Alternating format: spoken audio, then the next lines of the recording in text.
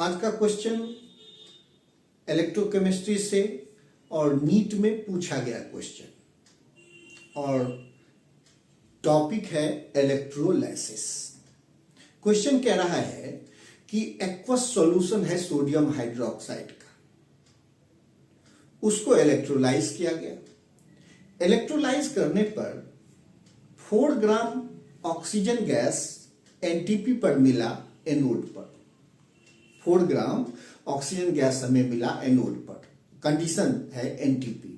तो ये बताइए कि कैथोड पे जो हाइड्रोजन गैस रिलीज होगा वो कितना लीटर होगा अंडर सिमिलर कंडीशन।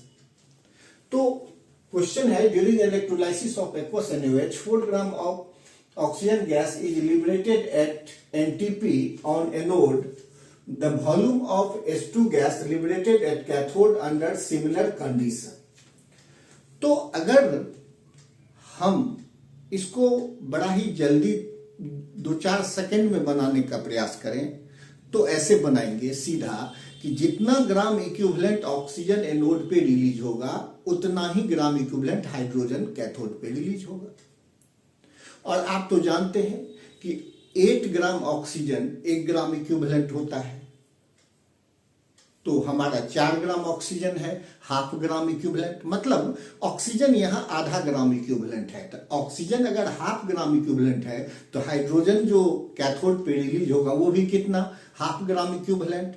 इसलिए हाइड्रोजन भी हाफ ग्राम इक्विवेलेंट।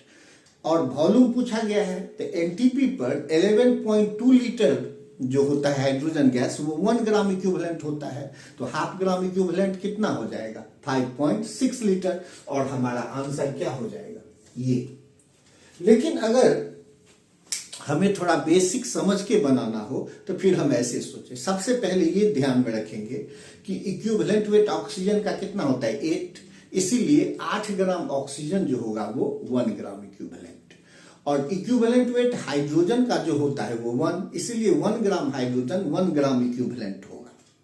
लेकिन अगर उसको वॉल्यूम में कन्वर्ट करेंगे तो वो आ जाएगा 11.2 लीटर। वॉल्यूम की बात यहां यही इसलिए हम कर रहे हैं क्योंकि हाइड्रोजन गैस का वॉल्यूम पूछा गया है एनटीपी पर। तो आप सीधा ध्यान रखेंगे कि 1 ग्राम इक्विवेलेंट ऑक्सीजन 8 ग्राम और 1 gram equivalent hydrogen gas NTP पर 11.2 लीटर, बस यही दो। अब आइए इसको समझते हैं। सबसे पहले एक्वस NaOH है, उसका इलेक्ट्रोलाइसिस करेंगे तो एनोड पे ऑक्सीजन गैस रिलीज होगा और कैथोड पे हाइड्रोजन गैस। अब है कि जितना ग्राम इक्विवेलेंट ऑक्सीजन एनोड पे लिबरेट हो रहा है उतना ही ग्राम इक्विवेलेंट हाइड्रोजन भी कैथोड पे लिबरेट होगा। जितना ग्राम इक्विवेलेंट ऑक्सीजन एनोड पे निकल रहा है उतना ही ग्राम इक्विवेलेंट हाइड्रोजन कैथोड पे निकलेगा।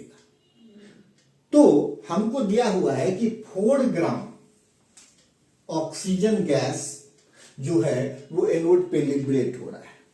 तो 4 ग्राम ऑक्सीजन गैस, तो आप तो जानते हैं कि 8 gram oxygen gas 1 gram equivalent होगा, तो 4 ग्राम कितना हो जाएगा, हाफ, तो हाफ ग्राम इक्विवेलेंट। इसका मतलब half gram equivalent oxygen gas anode पे निकला है, तो कैथोड पर उतना ही ग्राम इक्विवेलेंट हाइड्रोजन गैस निकलना चाहिए, कितना, हाफ ग्राम इक्विवेलेंट। इसका मतलब ये तो तय हो गया कि कैथोड पे hydrogen gas half gram equivalent release हो रहा है।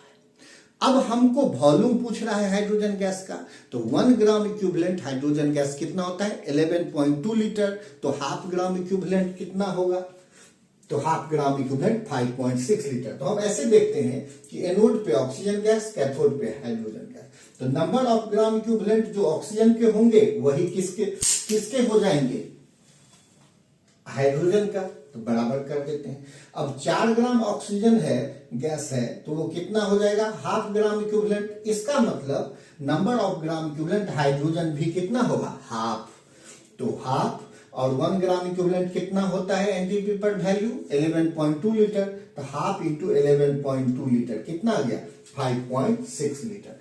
इसीलिए आराम से थोड़ा सा अगर हमको कॉन्सेप्ट पता रहे तो इस नीट के क्वेश्चन को आराम से बनाया जा सकता है। Thank you.